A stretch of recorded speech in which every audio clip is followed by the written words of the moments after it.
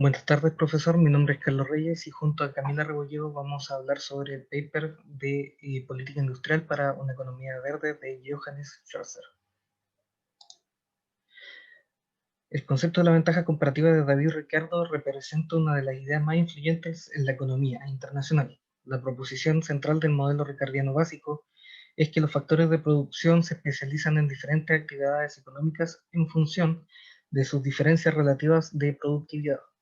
Con el paso de los años, los factores de producción van cambiando, y si la ventaja comparativa de un país en un sector no excluye la posibilidad de tener ventaja comparativa en otro mañana, si los países en desarrollo con una ventaja comparativa en un sector agrícola se especializaran como se le habría aconsejado Ricardo, es cuestionable si alcanzarían el grado de transformación estructural asociado con el desarrollo económico. Ante eso, se puede decir que las fuerzas de mercado deberían guiar el proceso de determinar la estructura productiva óptima de una economía, aunque existen ciertas razones donde no podría ser el caso. Es aquí cuando comienza la intervención del Estado, quien entra cuando los mercados están distorsionados o incompletos. Las principales intervenciones del Estado son cuando existen externalidades marshallianas y entre industrias, que es cuando hay presencia de externalidades que conducen a la formación de varios conglomerados industriales, los cuales se benefician de la sinergia como de la difusión de conocimientos entre las empresas, como lo es, por ejemplo, Silicon Valley. Existen muchos beneficios en cuanto a costos y estos beneficios aumentan automáticamente con el tamaño del sector, el cual se vuelve más productivo. También existen fallos de coordinación, donde surgen porque muchos proyectos requieren inversiones simultáneas para ser viables. En este caso, si las inversiones son realizadas por agentes independientes, hay pocas garantías de que cada agente opte por invertir, lo que se produce un equilibrio subóptimo en la producción. También por autodescubrimiento y diversificación, que es el desarrollo económico y la transformación estructural, van de la mano con el descubrimiento de actividades económicas que son nuevas para un país. El éxito del emprendedor indica la rentabilidad de un nuevo sector y esto contribuye al ingreso de nuevos participantes, lo que disminuye la capacidad de invertir para apropiarse de sus beneficios. Como el emprendedor tendría que asumir de forma privada los costos en caso de fracaso, la economía terminaría en un equilibrio subóptimo de emprendedores y no podría diversificarse. En cuanto a las imperfecciones del mercado crediticio, los mercados financieros no siempre tienen la información suficiente para evaluar con precisión los riesgos involucrados en el financiamiento de nuevos proyectos industriales. Los intermediarios financieros pueden no aprovechar las oportunidades rentables, lo que hace necesaria la intervención del gobierno. Aprender haciendo. El cambio técnico y las mejoras de productividad pueden estar en función de la propia actividad de la producción. Una industria incipiente puede volverse rentable solo después de un tiempo de funcionamiento bajo protección, con el fin de adquirir competitividad y experiencia. Además de las externalidades ambientales, el gobierno tiene un papel importante que desempeñar en nivelar el campo de juego para las industrias verdes. Los gobiernos se enfrentan a un problema de compromiso donde el tamaño de los mercados futuros está definido por la política gubernamental futura. En segundo lugar, la política gubernamental futura está en función de las inversiones corrientes. Y en tercer lugar, las externalidades son transnacionales. En este ámbito, las consideraciones sobre el bienestar global de la política industrial tendrán más peso que solo las nacionales. Como instrumentos de política industrial, la literatura suele distinguir entre políticas funcionales y selectivas. La primera ofrece políticas que no están dirigidas hacia las actividades específicas, sino que están orientadas a mejorar el entorno económico de manera más general. En cuanto a las políticas selectivas, son más específicas, como aranceles, subsidios y exenciones fiscales. En cuanto a la historia comparativa, la política industrial tiene una larga tradición en la historia económica y ha sido empleada por países en diversas etapas de desarrollo. Primero que todo tenemos la industrialización temprana, que sostiene que de manera más general que las instituciones estatales, incluidas las leyes y regulaciones en el siglo XIX, eran sustancialmente diferentes a las que conocemos en los tiempos modernos.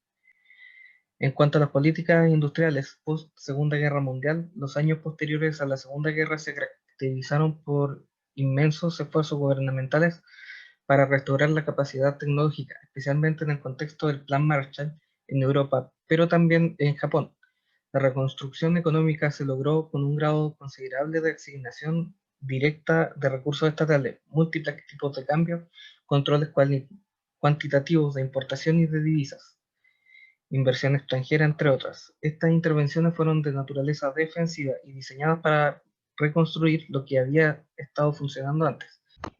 Muy bien, luego, ahora que mi compañero ya ha esbozado las principales políticas implementadas por países alrededor del mundo, es necesario que nos detengamos y hagamos una evaluación de si realmente funciona o no la política industrial. Y bueno, cuando se trata de medir el éxito de esta política, tenemos que las opiniones difieren marcadamente y es muy difícil dar una respuesta clara a esta pregunta. Sin embargo, a pesar de esto, aún sigue siendo importante saber algunas de las respuestas a las que se ha llegado a través de la literatura económica a lo largo de los años. Y bueno, algunas de las respuestas son que, por ejemplo, es imposible predecir con total precisión cómo habría sido lo que hubiese ocurrido en ausencia de esta política. Por otro lado, tenemos que no sabemos con total certeza y nunca sabremos si es que era o no la política óptima o no para ese país, si es que hubiese habido alguna mejor o no. Otra cosa y respuesta importante es que es muy difícil recolectar los datos, porque muchas veces estas son secuencias históricas y requiere información de muchísimos años a lo largo del tiempo. Y por último, es que no está claro cuál debería ser el punto de referencia a la hora de medir el éxito o no de estas políticas. Ahora bien, para continuar, haremos un análisis de los instrumentos utilizados por la política industrial para el comercio. Y bueno, comenzaremos hablando sobre el proteccionismo comercial. Esta es una política económica que busca proteger la producción interna y el empleo de un país. Y para esto, esta política impone restricciones, limitaciones, aranceles y esto todo a los bienes y servicios que provienen desde el extranjero. Y si bien muchas veces este proteccionismo es utilizado como una medida exitosa para los países por la política industrial, es muy difícil para los estados poder aplicarla. Por otro lado, tenemos la promoción comercial y esta, por el contrario del proteccionismo, promueve el comercio y las exportaciones. Esto funciona a través de agencias de promoción de exportaciones, las cuales tienden a lograr un efecto positivo en las exportaciones y tienden a incrementar el número de bienes diferenciados que se exportan. Estas han crecido mucho y se han popularizado alrededor de los años. Por ejemplo, en los últimos 20 años, estas se han multiplicado por 3. Y bueno, finalmente veremos la inversión extranjera directa y tenemos que las políticas para atraer esta inversión se han generalizado tanto en países desarrollados como en países en desarrollo. Y los gobiernos intentan atraerla mediante incentivos, ofrecimientos de exenciones fiscales y arancelarias a los extranjeros que quieran invertir. Y existe evidencia empírica que vincula generalmente esta inversión extranjera directa con el crecimiento sectorial y el aumento de la productividad de los países. Bueno, y hasta acá hemos indagado en lo que podríamos denominar el paradigma económico convencional. Y este paradigma convencional se limita básicamente netamente a lo económico y dejando fuera muchas veces el tema social y lo ambiental. Y justamente de aquí es que nace la política industrial verde. Hoy en día las regulaciones medioambientales son cada vez más estrictas y al parecer están acá para quedarse. Y es justamente de aquí que nace el concepto de ecologización de las industrias, el cual se refiere a la mejora constante del desempeño ambiental de todas las industrias. Independiente del sector, tamaño o ubicación, se puede lograr esta promoviendo una mayor eficiencia de los recursos. Y bueno, justamente por esto es que las industrias se ven cada vez más presionadas a adoptar una producción más limpia que considere los impactos ambientales del ciclo de vida de sus productos. Y es de acá que nace el concepto de industria verde, el cual implica estimular el desarrollo y la creación de industrias que proporcionen bienes y servicios ambientales, tales como lo son las empresas que se dedican a instalar equipos de energía renovable y a fabricar tecnologías limpias. Por otro lado, también las que se dedican al reciclaje y al tratamiento y gestión de residuos, así como también los consultores ambientales y energéticos. En este punto es muy importante que nos detengamos a hablar sobre la energía renovable, puesto que esta es fundamental tanto para el crecimiento verde, la ecologización y las industrias verdes. Hoy en día, las bajas del costo de las tecnologías importantes como de las tecnologías de energía renovable han hecho que las empresas se desafíen al cambio y otras alternativas de combustibles fósiles. Hoy en día, la implementación de estas energías renovables se han expandido a lo largo de todo el mundo. Es más, las inversiones ecológicas mundiales de energía renovable se han multiplicado por 6 desde el año 2004.